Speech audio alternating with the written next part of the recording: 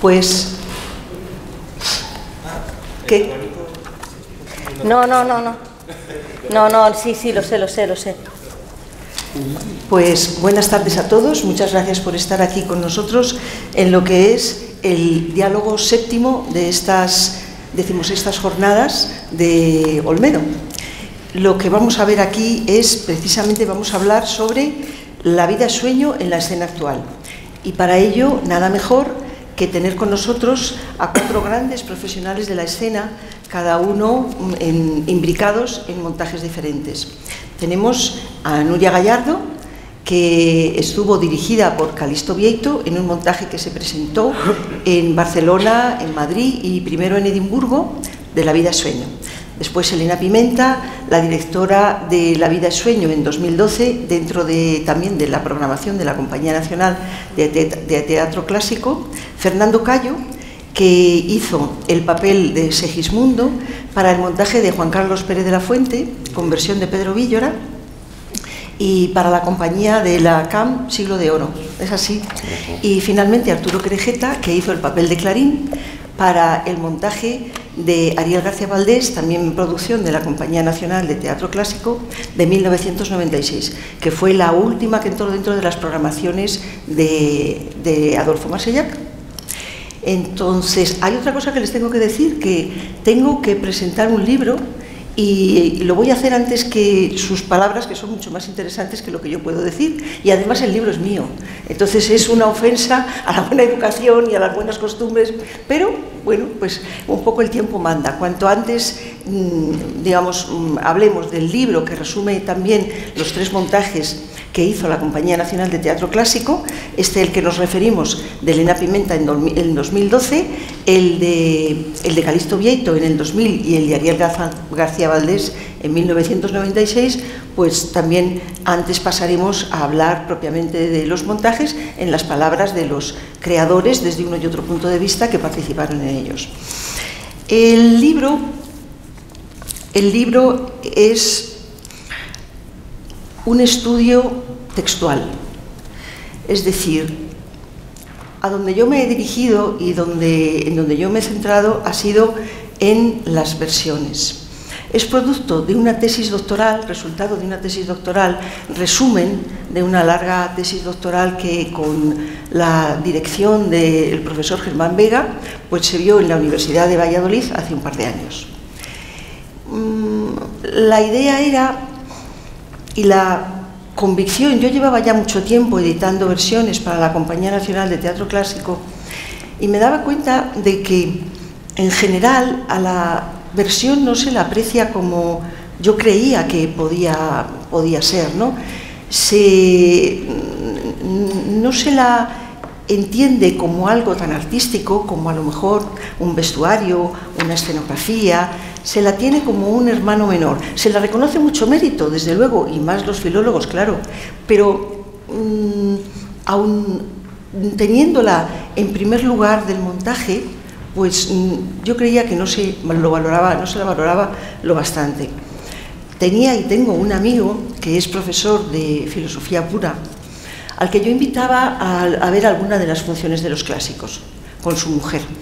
Salían los dos y él siempre salía con la cabeza baja diciéndome: es que esto yo no sé si va a ser ético, no va a ser ético, esto de hacer una versión, y dónde está el original, y dónde están los auténticos dramaturgos, los del siglo XVII. Yo me esforzaba por contarle todo lo que yo veía, pero muchas veces lo que se ve o lo que se siente, si no está apoyado por datos objetivos, para otra persona no resulta lo suficientemente claro, ¿no? Entonces, los 3 bloques en los que se divide el libro están siempre, digamos, basados de la misma manera, están tratados de la misma manera.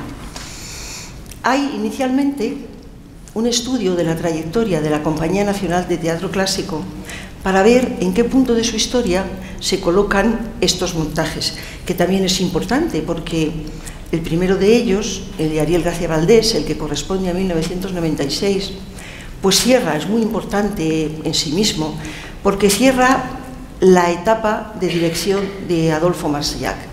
Es el año en que el PP gana las elecciones. Adolfo Marsillac dice eso que todos sabemos, de que en el momento en que el PP forme gobierno, él no se queda más en la compañía, y aunque luego el director general del INAEM pues resultó ser Tomás Marco, que era un amigo suyo y alguien en quien ambos se tenían muchísima confianza, habían trabajado juntos ya, pues la verdad es que el INAEM puso en funcionamiento la cláusula de rescisión de su contrato y bueno, pues pensaron en otro director. El tratamiento, y Arturo lo sabe, que hacía en ese montaje el personaje de Clarín, el tratamiento de un montaje en cuanto a giras, exhibición en el Teatro de la Comedia, etcétera, que queda a cargo de los mandatos de dos directores distintos, pues sufre avatares complejos.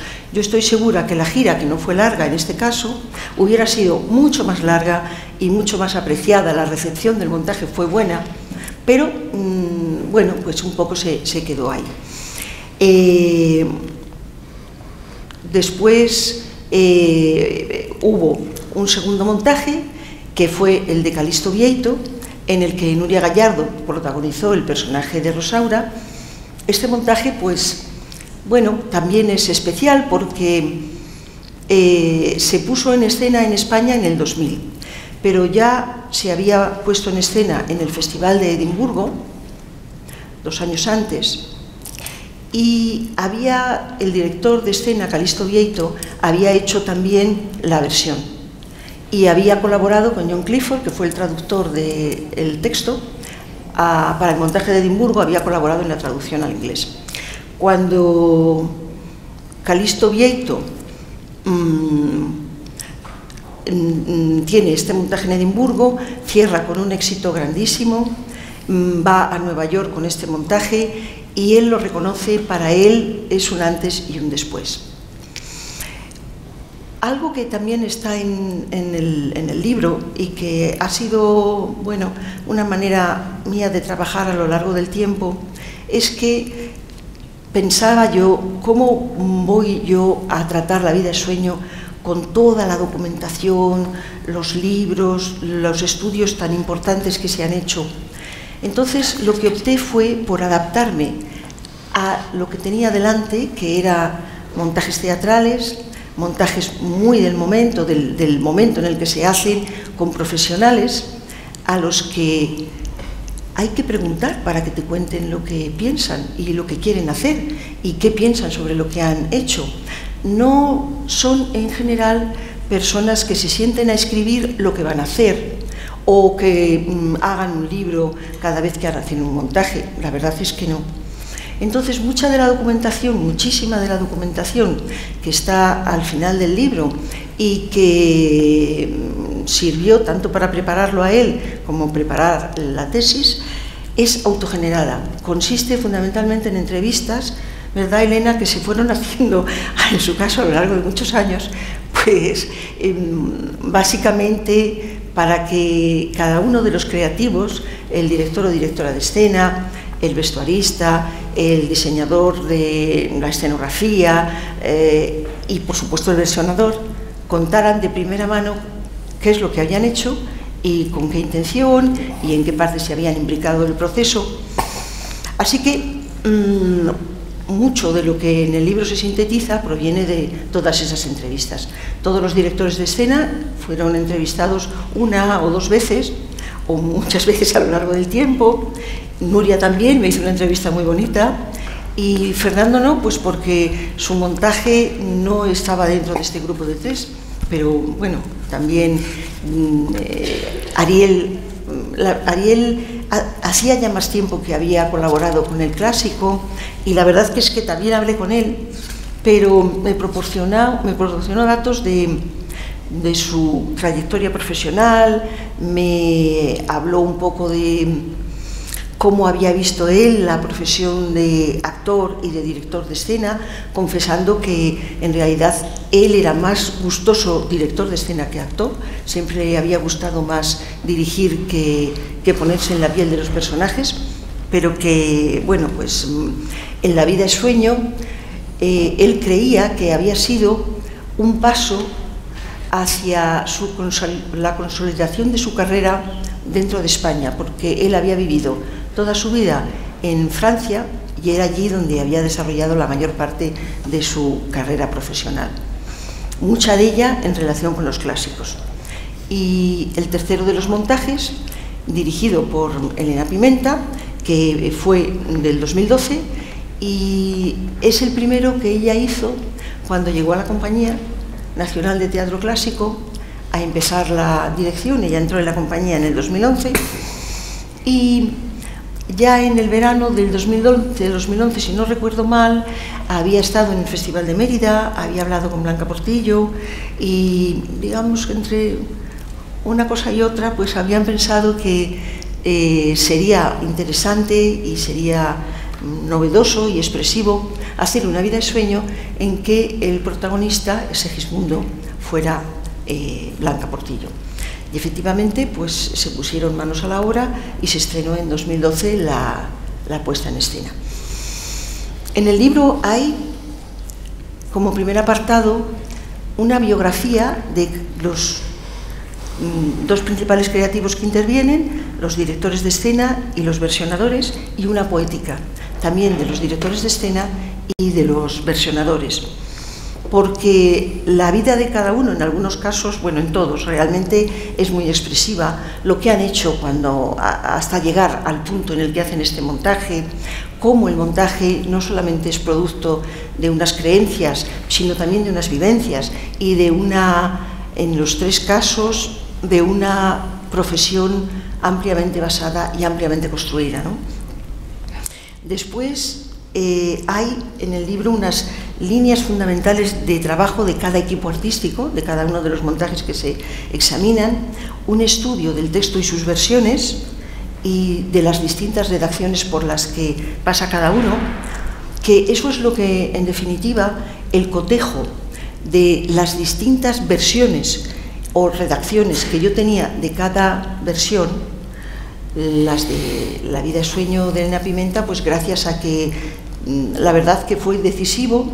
El patrón de análisis textual está fundamentado en la versión que construyeron entre Mayorga y ella, y luego, siendo la versión de la que más testimonios tenía, hasta 5 de la versión, más la edición del texto de teatro clásico correspondiente, que es lo que la compañía hacía con cada una de las versiones con las que construye uno de los espectáculos, y bueno, y además pues cualquier otro material que hubiera podido reunir, de escritos que hubieran hecho ellos mismos, o las entrevistas que hubieran hecho o me hubieran concedido los directores de escena, los actores y actrices que trabajaban en el espectáculo. Y finalmente, el tratamiento de los personajes, porque parece que hacer una versión de un clásico es ceñirnos en tiempo, dejar los versos en la cantidad necesaria para que el clásico dure 2 horas. Y bueno, para nada es eso. Puede pasar que se quede el montaje en 2 horas, o en 2 horas y cuarto, 2 horas y media, o 1 hora y 3/4, pero no es el tiempo la razón fundamental, aunque a nosotros nos lo parezca. La verdad es que lo que es fundamental y se ve a través de las versiones es una construcción específica de cada uno de los personajes para esa versión, con unos valores intelectuales y ideológicos o de creación específicos de esa versión. Eso se ve en cada una de ellas. Para eso, naturalmente, hay que cotejar cada una de ellas con una edición crítica. Yo escogí para ello la de Ciriaco Morón porque fue la que utilizaron, la primera versión que analicé, porque yo sabía que era de la que tenía más testimonios. El procedimiento era más complicado, pero también pensaba yo que un sistema de análisis que se dibujara a lo grande me iba a valer para textos más pequeños, mientras que si el sistema de análisis lo concebía para un texto más reducido por número de versos, o por amplitud, o por visión, por cualquiera de los términos, luego me iba a ser más complicado analizar con él un texto del que tenía más versiones y más material. Entonces lo pensé primero para el de Elena y Juan Mayorga. Se ve perfectamente, visto con esa lupa de aumento, cómo la duración y la eliminación de versos es importante, pero no es accidental ni pensando solo en el tiempo, sino es intencional. Construye una visión específica de los personajes. Los personajes van evolucionando a través de la versión. Cada personaje se inicia de una manera, tiene un desarrollo y finaliza de una forma, ¿no? Y eso es lo que se ve perfectamente con este cotejo minucioso.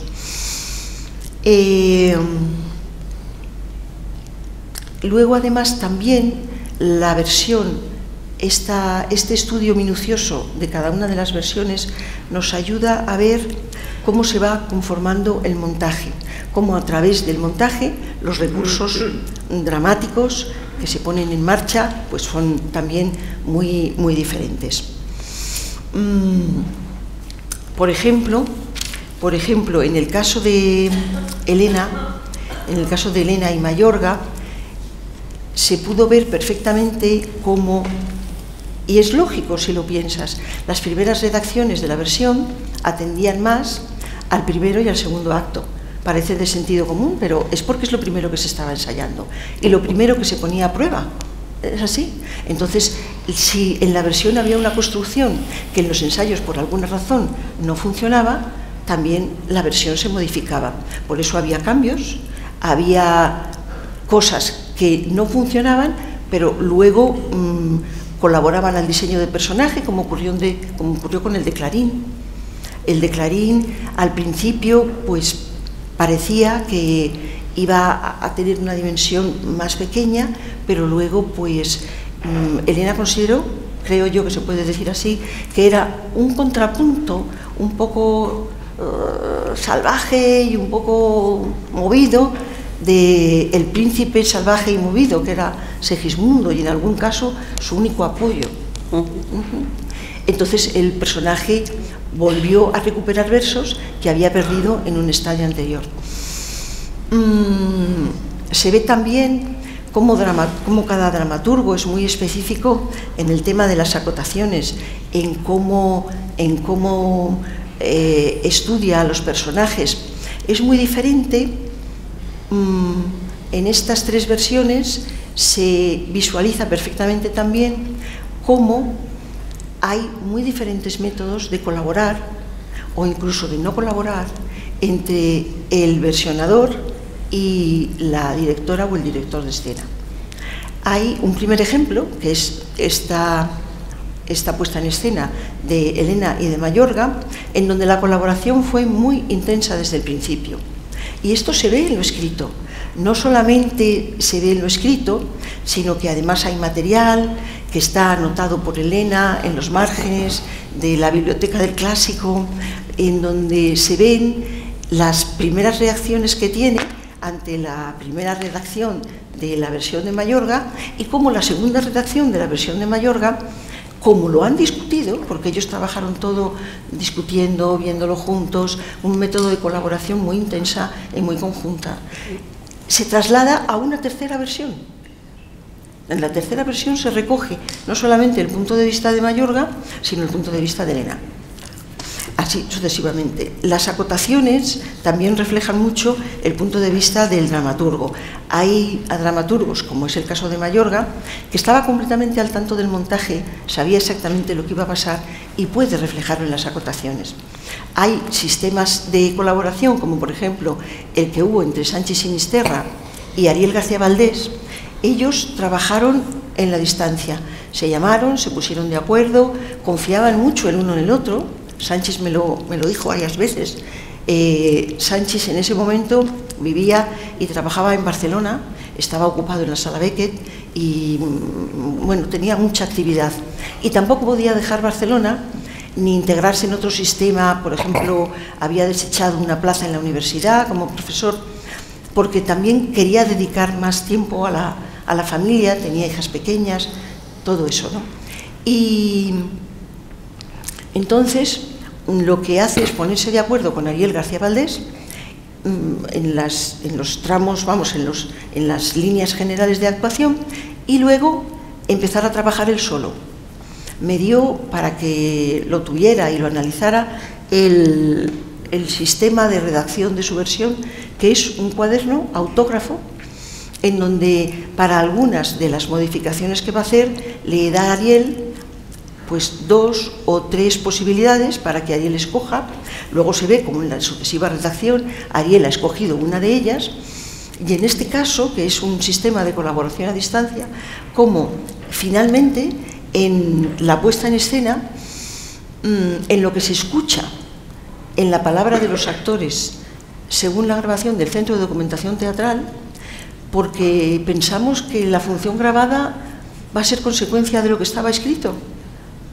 No, hay muchas variaciones, y no es que se haya despistado una palabra o tal, sino que a veces, como este es el caso, por la forma en que trabajaron Sanchis y Ariel, en un momento dado, Ariel, había una errata, por ejemplo, importante en el texto de teatro clásico, que es la entrada que tiene Rosaura, cuando viene vestida mitad de hombre, mitad de mujer, llega ante Segismundo y le cuenta por qué se une a él, qué motivos tiene, que son personales, se suman los del príncipe, pero son personales. Ella tiene un grave problema, quiere arreglarlo, y viene a decirle a Segismundo que mucho cuidado con ella, que viene con vestido de varón, de mujer y armas, y que tenga cuidado porque ella se vengará si en algún momento Segismundo se propasa.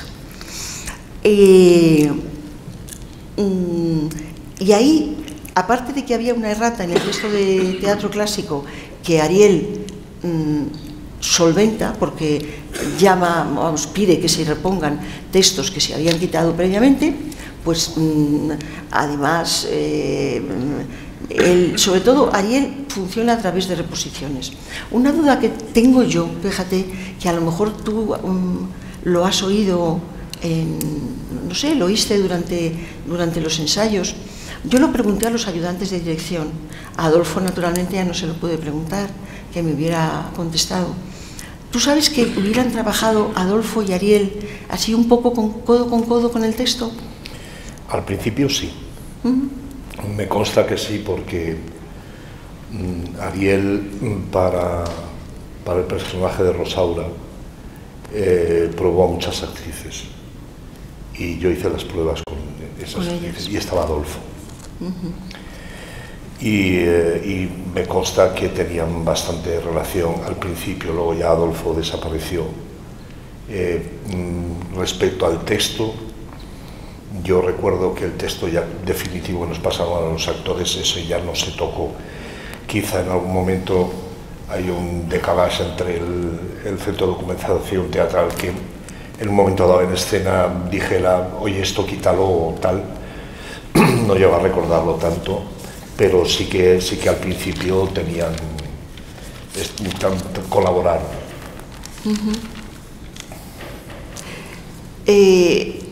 Se podría pensar también que las versiones son muy diferentes en cuanto al número de versos. Que Calixto Bieito, como es tan iconoclasta y es tan no sé qué, pues se ha cargado la mitad de los versos. Pues no es el que más versos quita del montaje. Por ejemplo, el de Mayorga y Elena tiene 526 versos menos que el original, solo. El de Calixto Bieito tiene 667 versos menos que el original, y el de Ariel García Valdés tiene 672 menos que el original. Curiosamente, la versión que se desprende de mayor número de versos. No es que esto por sí tenga que ser un arma o una cosa de gran valor, pero a veces los resultados nos sorprenden a las creencias, ¿no? Teníamos una primera idea y luego las cosas pues no son exactamente así.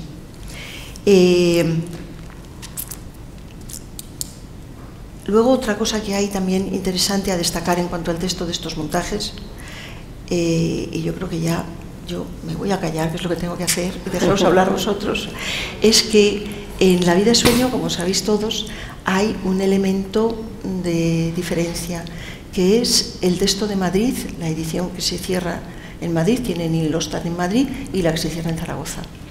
La que se cierra en Zaragoza, las últimas investigaciones pues apuntan a que responde a una redacción en que Calderón es más joven, y efectivamente el espíritu que se ve en ese texto es de un Calderón más, con otro vocabulario, la verdad, un poco más libre, más joven, más iconoclasta, efectivamente, más suelto, más suelto. Hay dos fragmentos que son especialmente interesantes. Uno de ellos es el que sucede cuando vienen los soldados a liberar a Segismundo de su prisión, y también está allí, viene también Clotaldo.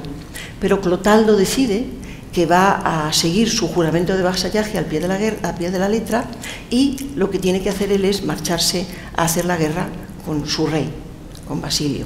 Y le pide permiso a Segismundo para marcharse, teniendo la seguridad de que Segismundo, el príncipe furioso, el príncipe colérico, pues seguramente le va a matar allí mismo.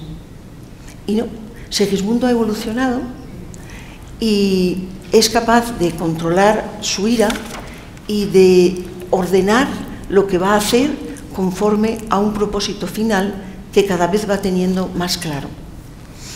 Y le dice que se vaya a servir a su rey, si es que realmente es eso lo que quiere hacer, y que en el campo de batalla se van a ver, pero que por favor no le dé a los demás recetas de lo que deben hacer o no, que el honor es cosa de cada uno y cada uno lo defiende como considera conveniente. Es un punto de vista muy moderno, no es el que permanece en el texto de Madrid, que simplemente le despacha, le dice que se van a ver en el campo de batalla y que allí es donde hablarán las espadas, ¿no? Entonces, la inclusión del texto en la versión de Calixto Vieito,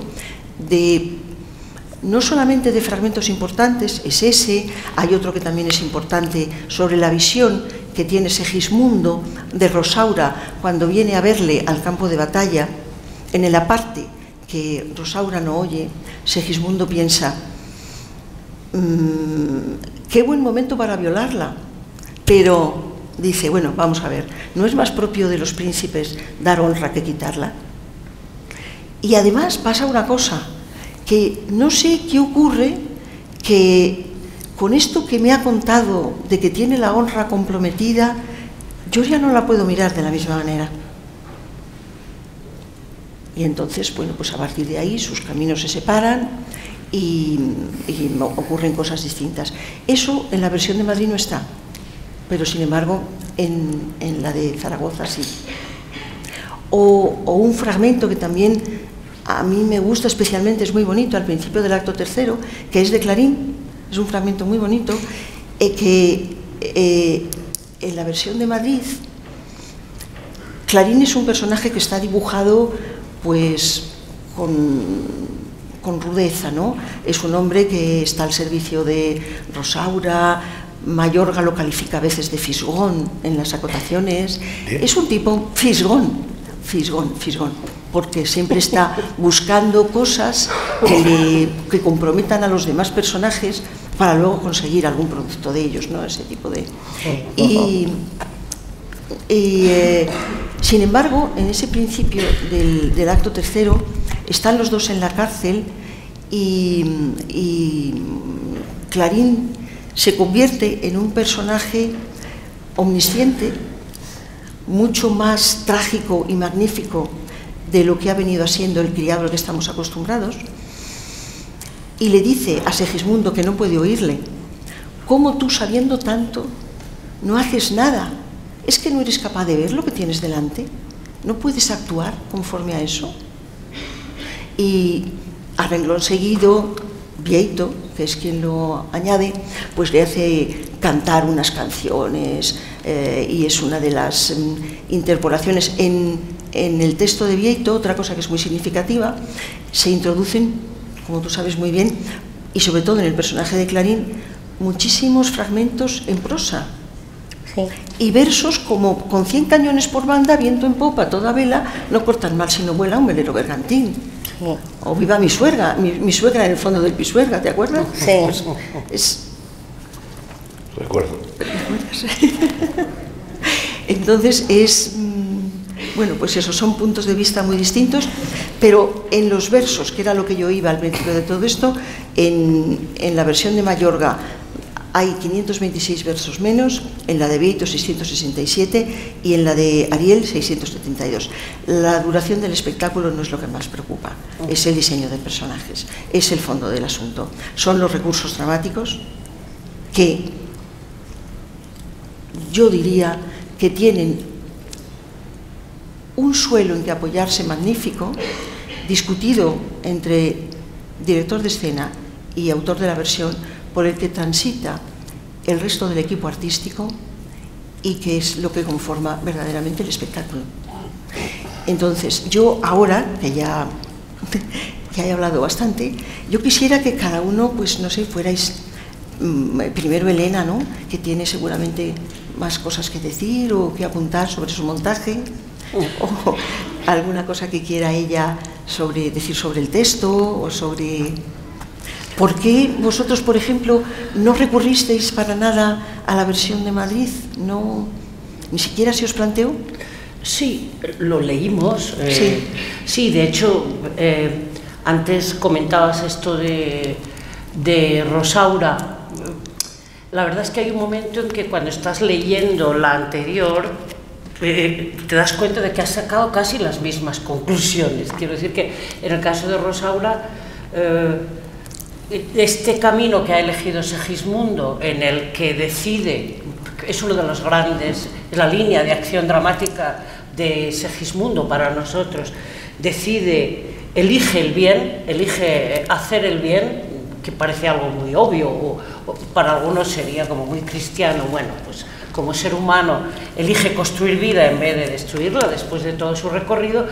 Para nosotros era importante que no hubiera una razón objetiva de honor con respecto a Rosaura, sino que es una decisión de renuncia, porque él se ve desde en el primer encuentro entre Rosaura y Segismundo, se ve claro que hay una identificación por parte de los dos, una gran empatía que va evolucionando también. Entonces para nosotros el momento final es de renuncia, y que va de renuncia a... Pero a por tenerla, su evolución. por su evolución ética y demás. Entonces no es tanto porque, bueno, esta ya ha estado con otros, que podría deducirse del otro texto.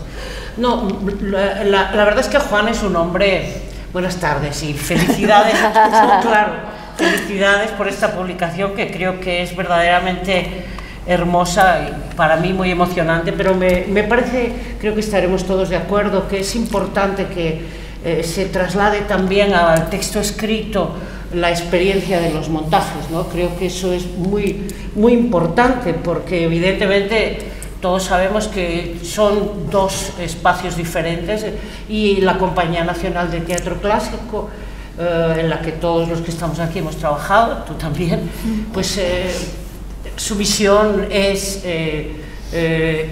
la mirada desde la escena, entre otras, pero una de las principales es cómo estos textos clásicos viven en la escena. Y es difícil que eso aparezca en un texto, esa reflexión.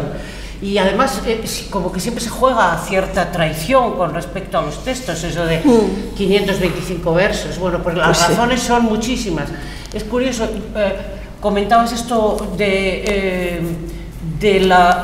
Clarín. Recuerdo que Juan, pues por lo que fuera, en ese momento de su vida, Juan Mayorga me plantea que no le interesa Clarín. Pero, vamos, quiero decir que a él le parece que la obra es mucho más dramática y le parece que no quiere darle una gran importancia a Clarín. Y yo, como me muevo en el escenario siempre, trabajando con los clásicos, entre la risa y el llanto, entre los dos extremos, me parecía un contraste fundamental. Y además el actor también David fue fundamental para defender esos textos. Por lo que fuera, porque todos tenemos una gran inquietud cuando abordamos el texto de no traicionarlo. Él tenía una necesidad enorme de ser el guardián, el cuidador de ese texto, velar porque su esencia se mantuviera y su forma, y no robarle nada a Calderón, ¿no? Yo tenía el mismo objetivo. Lo que tenía claro es que Calderón iba a sentirse muy bien porque todos los de alrededor le íbamos, y sobre todo los actores, que en definitiva son los que más le dan al encarnar los personajes y al experimentar la vivencia, pues yo no tenía esa misma angustia, pero Juan tenía esa inquietud al principio, como autor que es también, claro. Y bueno, pues esto no le pareció muy claro. Y luego, una vez que el autor sabe también cuáles son las claves escénicas que tú estás manejando, por ejemplo, nosotros, el espacio de la representación se concebía como una relación entre cielo e infierno, un gran palacio que tenía un hueco arriba y por ahí iba a entrar la luz, y después había un agujero en tierra que hablaba de ese cruce, que es lo que aparece en el Panteón también con la luz. Bueno, pues este modelo, él va comprendiendo la metáfora del espacio y va comprendiendo el vestuario que nos vamos planteando, porque es por donde yo suelo empezar, y va adaptando las cosas, igual que nosotros vamos adaptándonos a las suyas, ¿no? Y luego recuerdo muy bien que fue también definitivo el hecho en la primera lectura con los actores, cuando los actores empiezan a expresar la gran contradicción que vive cada personaje. Esto es definitivo, ¿no? Y claro, sus voces, wow, cuando tú oyes esos textos que leídos dicen una cosa, pero escuchados son otra, muy gigante, la verdad que sí, pues empiezas a notar que no pasa nada, que hay cosas que te resultan muy densas y sin embargo ellos las van a transitar. Él hizo una pregunta muy bonita, en la primera reunión que tuvimos, la pregunta de él era, desde la lectura contemporánea, ¿quién escribe nuestras vidas? Referido a la manipulación que Basilio hace sobre sus súbditos, sobre su pueblo y sobre su hijo, como padre también. Y aún hacía otra pregunta, ¿quién escribe nuestros sueños? Que ya es mucho más grave, quiero decir que, bueno, si ya nos manipulan el sueño. Bien, esta idea de la manipulación de este rey, de este gobernante que no tiene ningún interés en respetar a los suyos, sino que seguramente el miedo a la muerte le lleva a quererse perpetuar y a no aceptar la idea del hijo, conecta totalmente con la sensibilidad contemporánea. Empezamos a trabajar esta dualidad que aparece en toda la función, ya digo, cielo, tierra, educación, barbarie, bueno, y vamos alineando los personajes ahí y se va reescribiendo ya un texto que, cuidado, que es el mismo, o sea, que en realidad es el de Calderón, pero resuenan ya las voces y la experiencia vital de cada actor que empieza a encarnarlo. Recuerdo también que al ser, bueno, la elección de Blanca para mí fue algo muy natural.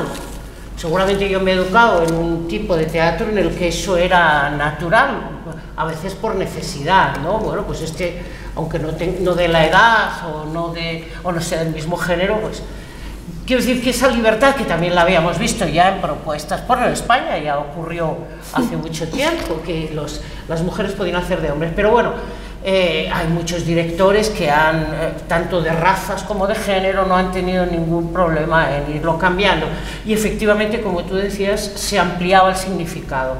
Para mí fue definitivo que Blanca, cuando yo se lo propuse a ella, que fue estando en el Festival de Mérida,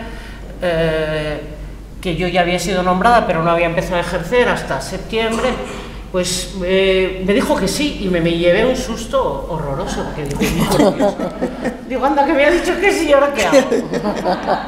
Y entonces empecé a justificar esa intuición que había tenido, y la justificación para mí era, de verdad que no fue una historia de vender entradas, por la cosa extraña y morbosa de ver a Blanca haciendo eso, sino había una necesidad personal de que una actriz una mujer encarnara esa experiencia vital. Es como si, trabajando a Cervantes y a otros autores, era un tema que me gustaba mucho, sobre todo Cervantes, cuando él reivindica, por ejemplo, a los seres más, a las personas más humildes, las reivindica a través de la experiencia en el teatro. Dice, bueno, si son personajes, ya tienen derecho a ser personas, lo hace con La entretenida, por ejemplo. Bueno, pues a mí me parecía que era hermoso que el público viera a una mujer que tiene una experiencia que en principio está atribuida a un hombre, como si solo el hombre tuviera el derecho, la oportunidad de vivir esa experiencia. Y la verdad es que fue amabilísimo. Bueno, a veces hubo un par de momentos de crisis haciendo los ensayos, ¿no? Cuando llegamos al momento final en el que entra peluquería y entra maquillaje, todo el mundo tiene como la necesidad de hacer algo y decir, este es mi trabajo. Y entonces, madre mía, empezaron a ponerle ahí cosas en la cara. La pobre se puso a llorar y yo también, porque dije, Dios mío, pero no era culpa de los demás, era mía, que no sabía cómo queríamos finalmente que expresara así, que se expresara en el escenario, qué aspecto llevaría. Y bueno, pues le pusimos barro en la cara, pintura, en fin, todo parecía que le queríamos esconder directamente, estas cosas absurdas.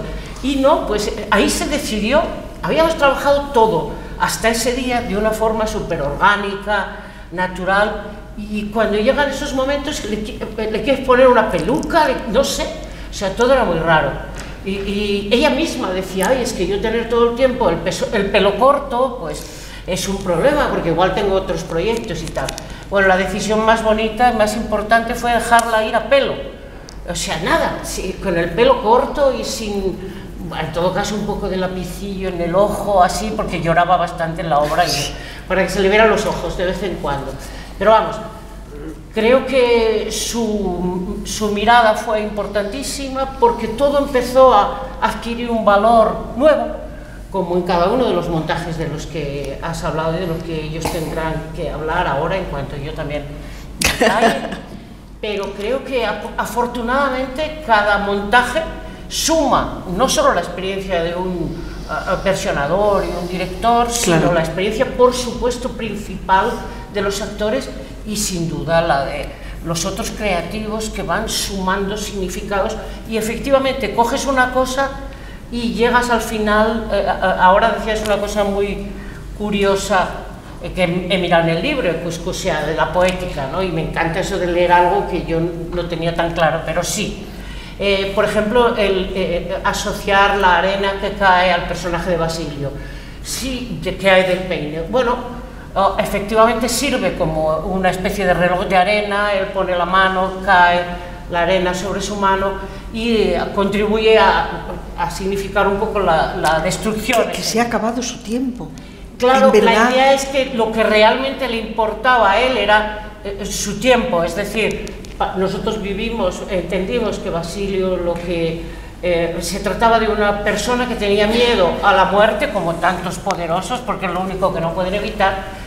Y bueno, pues desde ahí era capaz de inventarse lo que se inventa con su hijo. Quieras o no, necesitas trasladar lo que aparece ahí a la sensibilidad contemporánea y reconocerla.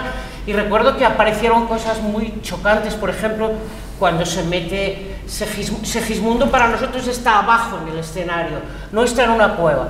Y coincidía que habían aparecido por aquella época, unos años antes, cosas que habían ocurrido en Bélgica, de un padre que había metido a sus hijas ahí adentro. Entonces, bueno, nos parecía que había dos cosas. Por un lado, que en la arena, que Basilio no asumía el paso del tiempo y sin embargo ve como todo que se le está acabando, por eso saca la mano así.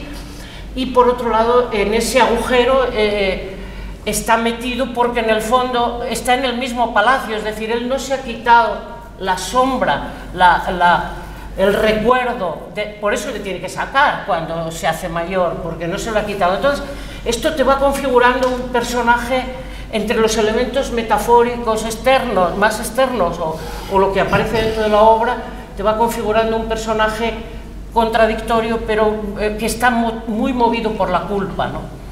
Pero luego yo recordé que, por ejemplo, la arena es un elemento que habíamos utilizado en el caso de Conur, en la obra que yo había montado en el 11, y era Macbeth, y la obra empieza con una mano que está viendo cómo cae la arena. Y es que habíamos leído una cosa parecida, la idea de que Macbeth tenía muchísimo miedo a la muerte, y seguramente porque era un guerrero muy valiente y demás.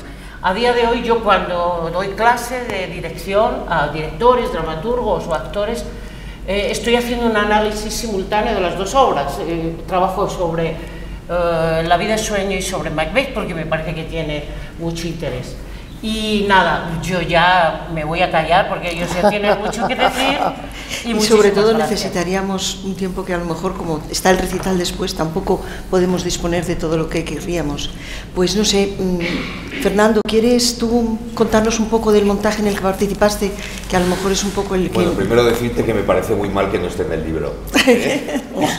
Es que eran 3 montajes en el clásico, y en ese momento tú no estabas. Es broma, es broma. Y felicitarte también por el libro. Muchas gracias. Bueno, yo lo que os puedo decir es que mi ligazón con La vida de sueños, desde que tenía aproximadamente 8, 9, 10 años, mi padre era un gran lector, y entre las cosas que yo tenía a mi disposición en casa, pues estaba, por supuesto, la novela picaresca, el Don Juan Tenorio, de José Zorrilla, de Valladolid, y estaba La vida de sueños.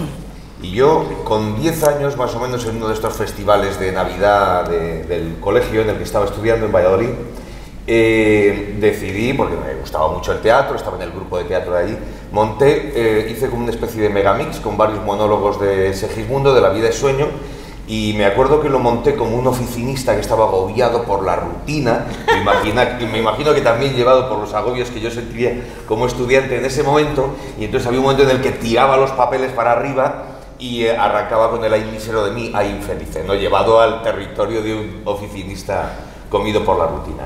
Luego, posteriormente, entré en la Escuela de Arte Dramático de Valladolid con un monólogo de La vida es sueño. En los 7 años que estuve en la Compañía Nacional de Teatro Clásico con distintos directores, tuve ocasión de hacer varios talleres con Vicente Fuentes, el asesor de verso, trabajando distintos momentos de La vida es sueño. Entonces, cuando yo salí de la Compañía Nacional, al cabo de un tiempo me llamó Juan Carlos Pérez de la Fuente para hacer Segismundo, y le dije, pues mira, esto qué bien, porque no me lo tengo que estudiar, esto ya me lo sé. ya lo tenía ardido prácticamente, y interiorizado, y muy, en fin. Y fue un viaje precioso. Primero lo que hicimos fue revisar los montajes anteriores. Vimos el de Calixto Vieito, vimos el de José Luis Gómez, tanto Juan Carlos Pérez de la Fuente como yo estuvimos indagando y viendo. Hay una cosa que siempre dice Bertolt Brecht, que es la necesidad de echar un vistazo a los creadores anteriores para hacer una creación que se proyecte en el futuro, y eso es lo que intentamos hacer, ver qué matices había trabajado José Luis Gómez, el de Calixto Vieito, el de Elena no le pudimos ver porque fue posterior, pero yo había visto el de Ariel, y había visto montajes polacos, y había visto montajes, entonces vimos qué podíamos aportar, cuál era la visión o cómo podíamos completar ese puzzle. Y de ahí surgió primero una idea escénica de trampantojo, con unas columnas que se giraban y jugaban con esa perspectiva que además es muy propia del barroco, en el que tú no sabes si lo que está lejos está cerca, o es un juego de perspectiva, que es un poco también lo que está en La vida es sueño. Y después de absorber de todo eso y de tener una versión de Pedro Villora, que para mí también es que es la conozco bien y la he amado muchísimo, me parece que es una de las mejores versiones que se ha hecho, porque tiene una vocación de modernidad, pero al mismo tiempo es tremendamente respetuosa.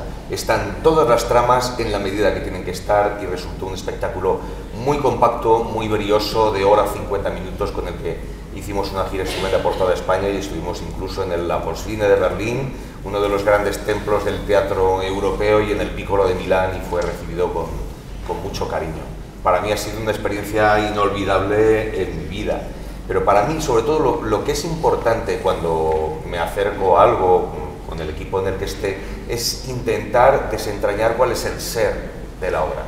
Tú ese ser luego lo puedes llevar lo puedes transmitir de distintas maneras, a nivel plástico, actoral, lo que tú quieras, pero hay que conectar con qué es lo que está, de qué está hablando La vida es sueño. Para mí eso es lo más interesante.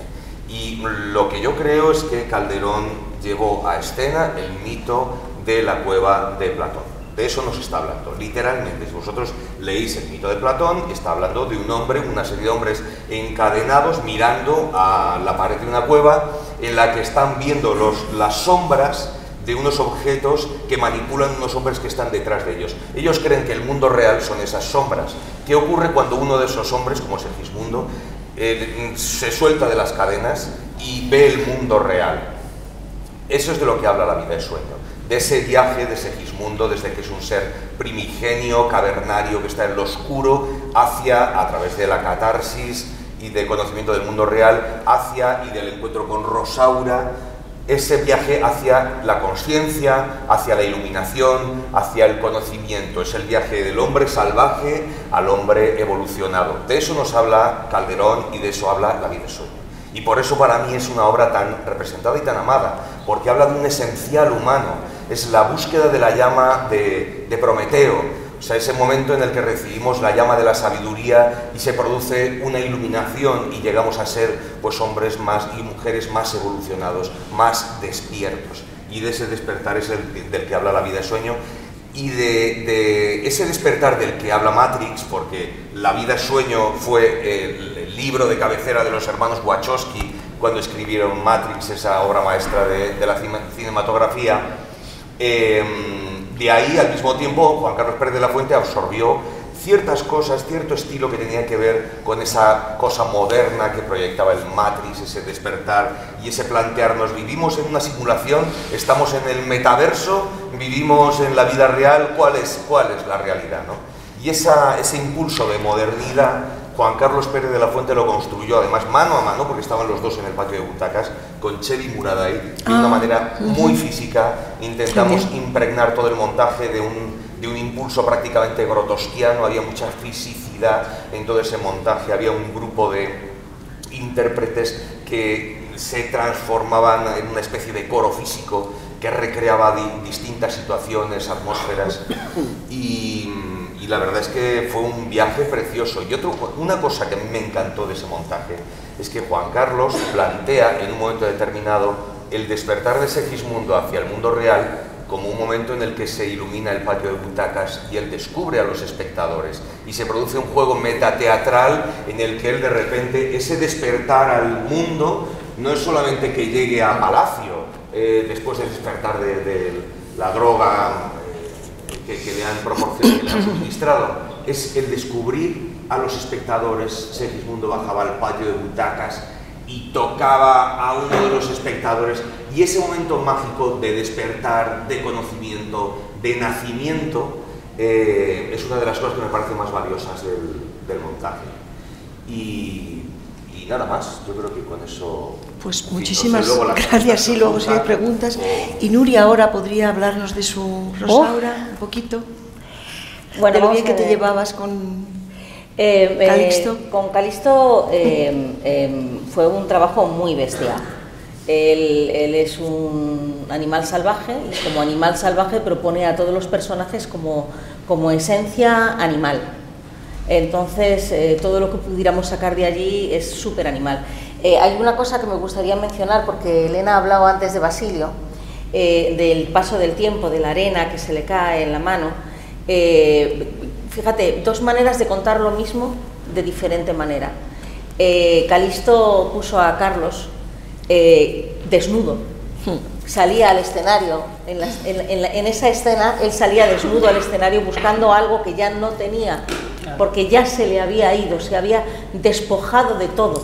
Llevaba una pequeña túnica y estaba despojado de todo. O sea, en realidad yo creo que La vida es sueño tiene un engranaje tan grande y cuenta cosas tan importantes que van más allá de todo lo que podamos imaginar y elucubrar, que simplemente es la diferencia en cómo quieres enfocar las cosas, pero las cosas son las mismas. Es decir, ella ve el paso del tiempo en la caída de una arena, Calixto lo ve en el desnudo de un personaje, el otro lo verá tirándose al suelo o arrancándose o ahorcándose, o cada uno lo verá de una manera, ¿no?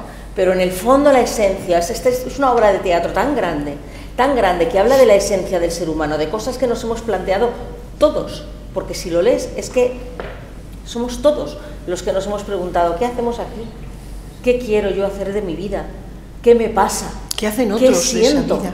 ¿Qué siento? ¿Qué me está pasando?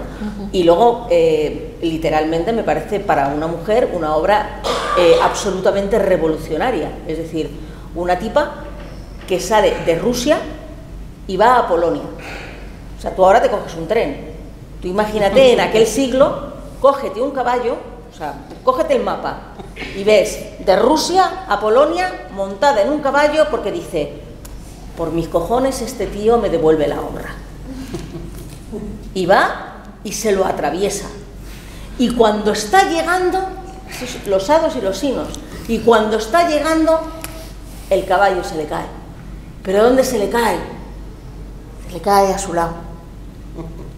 Para descubrir que es que no hay paso en la obra de la vida sueño que no que no sea como un engranaje perfecto que va dando pasos a los personajes que van dando y van creciendo. Es decir, no hay Rosaura sin Clarín, no hay Rosaura sin Segismundo, no hay Rosaura sin Estrella, no hay Rosaura sin Astolfo, pero tampoco hay Rosaura sin la guerra, tampoco hay Rosaura sin el paso del tiempo, tampoco hay Rosaura sin la venganza, tampoco hay Rosaura sin lo que le ha pasado anteriormente, ¿no?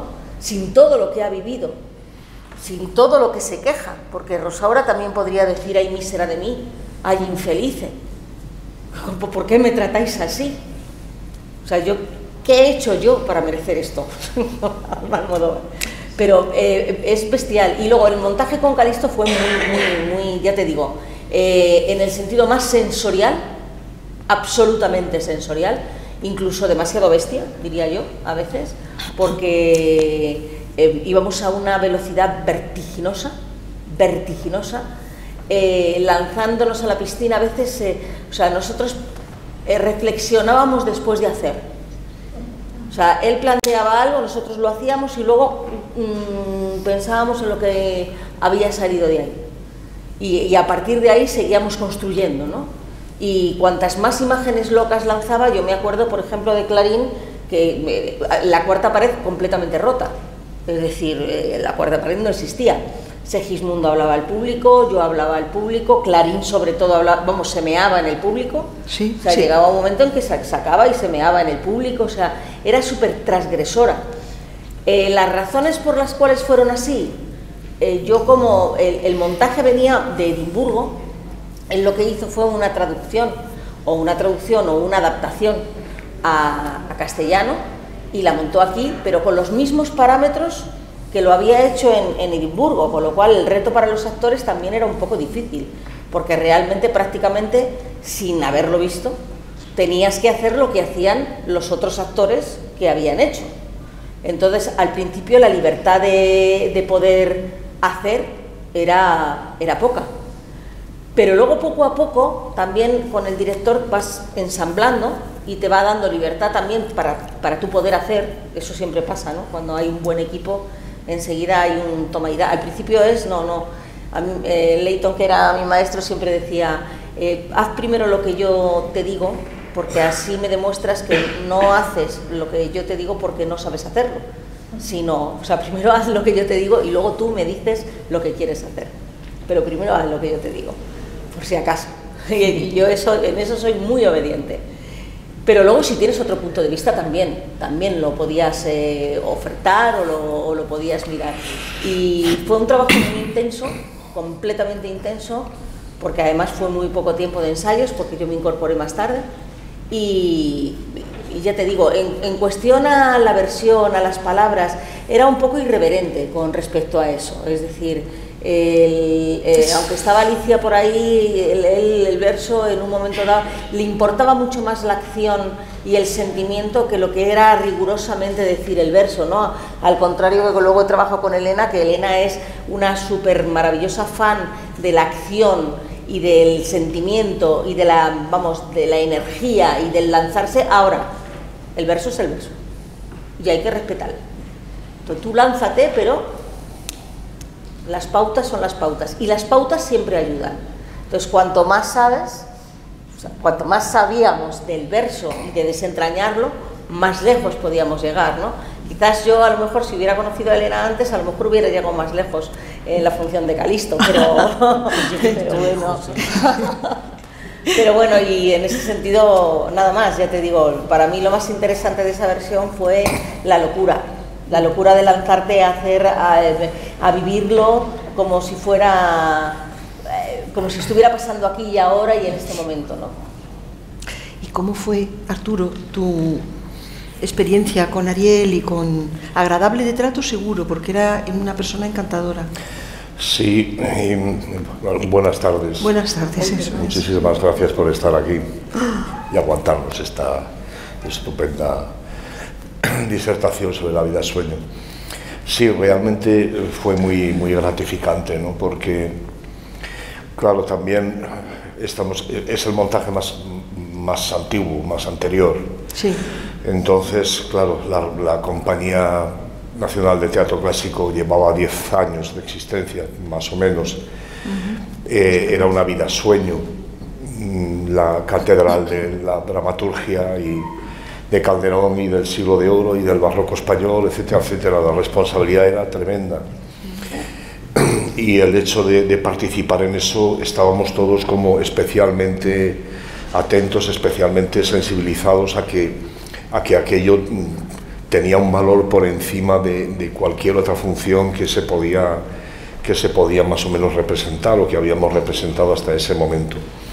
Luego Ariel era, como tú dices, una persona encantadora y era, por ejemplo, todo lo contrario a Calisto.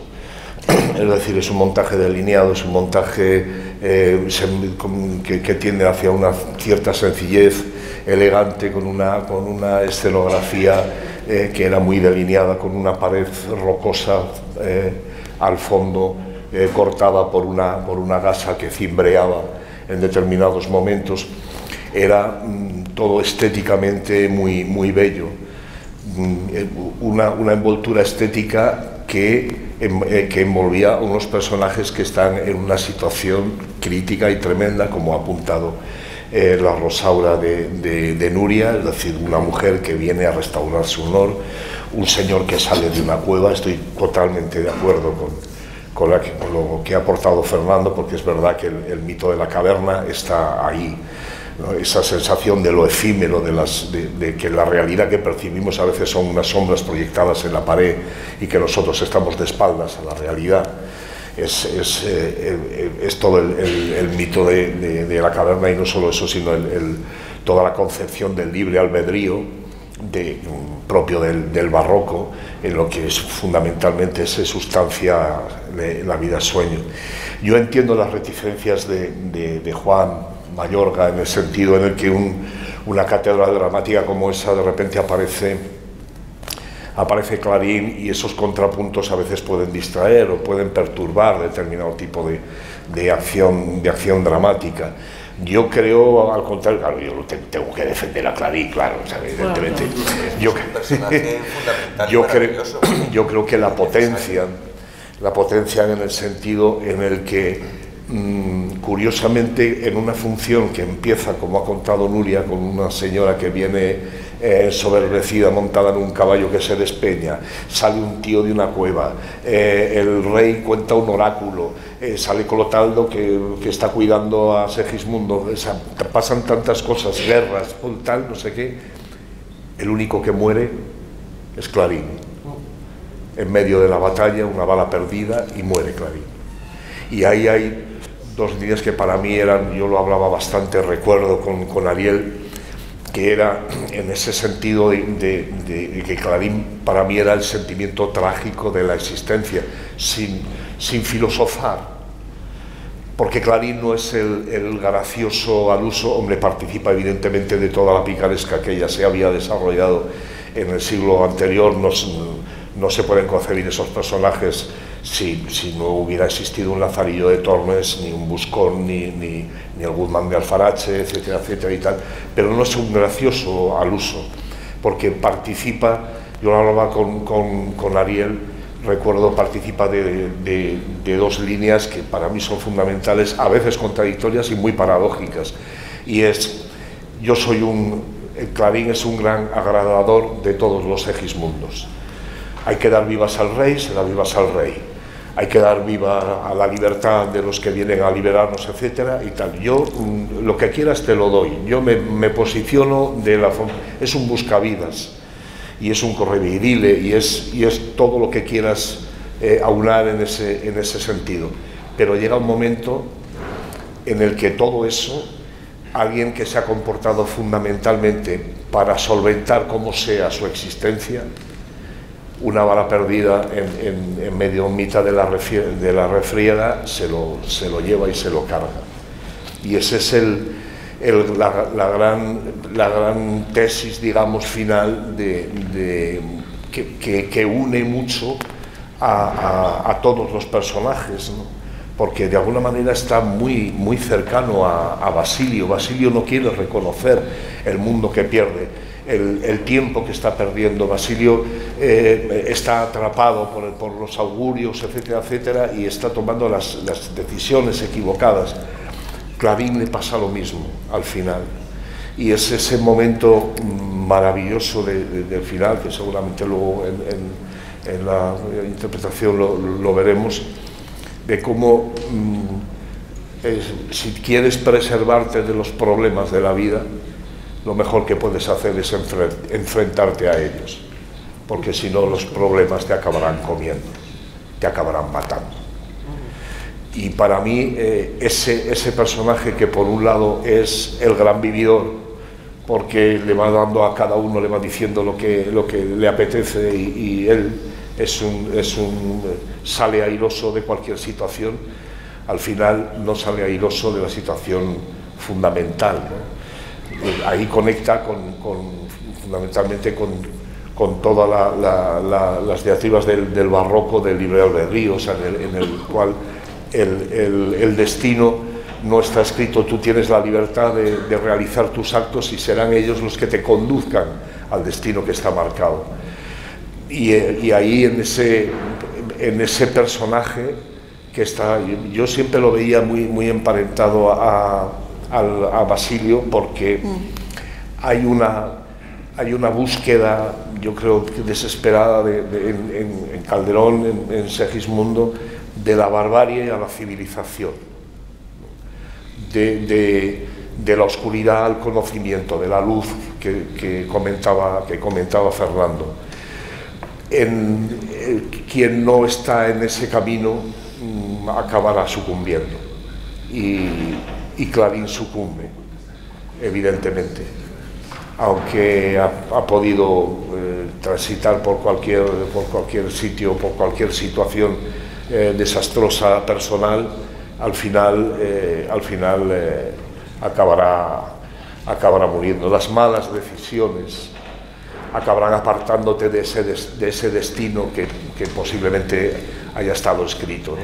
Todos somos libres de tomar las decisiones que tomemos, y algunas serán acertadas y otras equivocadas. Las malas decisiones de Basilio con su hijo, y las malas decisiones que él piensa que son buenas porque Clarín se esconde detrás de un peñasco para que no pase nada, y al final dice 2 higas para la muerte, al final será el único que muera en la función. Para mí hay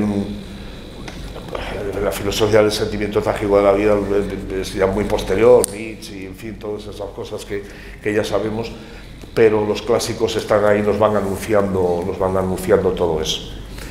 Y por lo demás fue un montaje, como digo, muy en la línea de Ariel, en la cual se potenciaba fundamentalmente la palabra, ¿no? Yo creo que todos los montajes, cada uno con su manera de hacer y con su forma de privilegiar determinado tipo de momentos, de acciones, etcétera, etcétera, pero un respeto absoluto.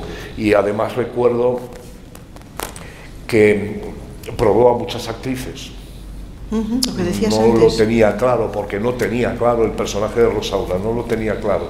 No sabía si había que desembocar en una amazona o en alguien más frágil, alguien que va moldeando también la historia, porque se van moldeando Segismundo y Rosaura, se van moldeando y mutuamente.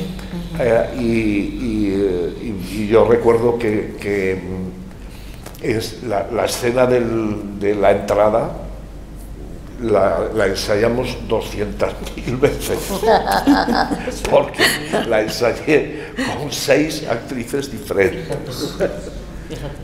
Y al final fue Yolanda Aristegui, ¿no? Y al final fue Yolanda Aristegui quien lo hizo, que era una mezcla de fragilidad y de fuerza y de tal, y pues eso, recuerdo que empezábamos rodando por el suelo como locos y tal. Yo menos mal que entonces no tenía la edad que tengo y lo pude hacer, porque fue prolijo y cansado, pero luego fue muy gratificante, porque cada escena estaba delineada con una sinfonía diferente, con unas atmósferas diferentes. A eso contribuyó también mucho Pedro Mari Sánchez, sí, que hizo Segismundo, con el cual me entendí especialmente bien.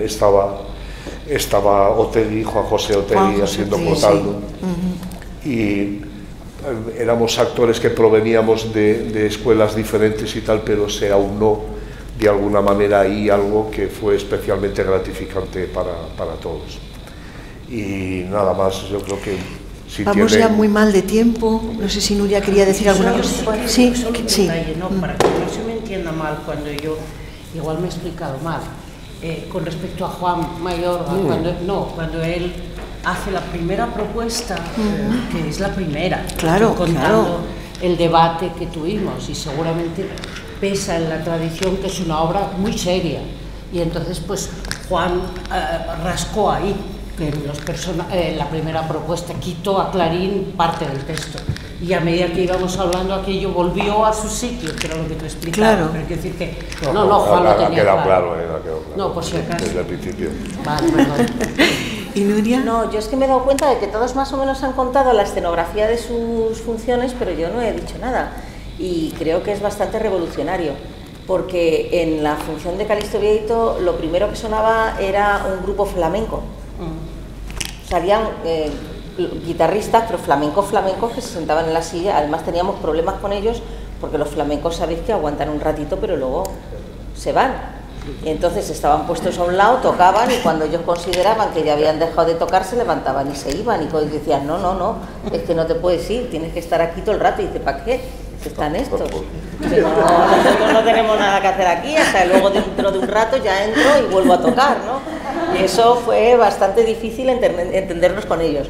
Y luego la escenografía, aparte de un paño que había detrás, era un círculo que había con un trono en el medio. El círculo era de gravilla de la carretera. Sí. ¿Tú sabes lo que es eso? Gravilla de la carretera. Entonces, que se mojaba antes de empezar la función, que yo salía rodando en esa grava hasta llegar casi ahí. Y claro, pero la grava con los focos se iba secando, y entonces iba secando y se iba poniendo seca, y a medida que iba pasando el tiempo, la gravilla socava un polvo, sí, que te iba dejando la garganta fantástica, ¿no? Entonces era un hándicap también con el que estábamos nosotros trabajando, porque también de alguna manera lo que estaban sufriendo los personajes realmente lo estábamos sufriendo en persona nosotros, ¿no? Y nada más, que quería adjuntar eso, porque claro, de repente todos han contado más o menos. Espejo. El espejo, el gran espejo. Caía un espejo que se volcaba cuando entraba el rey. Reflejaba a los espectadores. Y el espejo era para que los espectadores se vieran cuando estaban ahí. No, había imágenes súper preciosas. El espejo era como una acotación escénica permanente. Es como si estuviera Vieito ahí, siempre diciendo lo que le parecía de los personajes. Sí. Uy, cómo lo está, no sé cuál, ¡pumba! En realidad es el punto de vista, claro, de quien lo cuenta. Y lo importante es que el barco pues tenga un maravilloso capitán, y que todos los integrantes del barco, que somos todo el equipo que estamos, técnicos, actores, diseñadores, etcétera, etcétera, estemos de acuerdo con esa visión y vayamos remando en la misma dirección.